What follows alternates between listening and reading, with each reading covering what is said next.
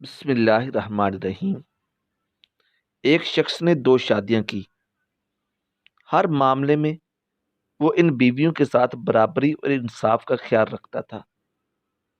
قضاء الہی سے دونوں کی موت ایک ہی دن میں واقع ہو گئی۔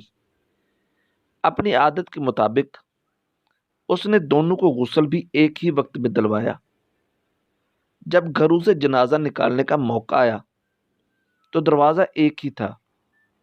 اس بیچارے نے بڑھائی کو بلا کر گھر میں ایک اور دروازہ لگوایا تاکہ انصاف کے تقاضوں پر عمل ہو سکے اور دونوں کا جنازہ ایک ہی وقت میں گھر سے نکالا جا سکے۔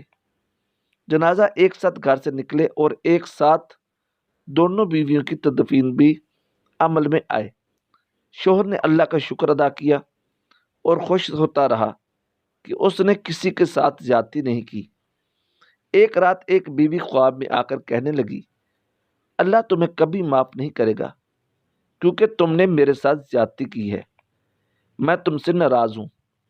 بیچارے شوہر کے تو 14 طبق روشن ہو گئے۔ اس نے وجہ پوچھی۔ کیا جواب ملا؟ تم نے میرے جنازے کو پرانے دروازے سے باہر نکالا اور اپنی دوسری بیوی کو نئے دروازے سے۔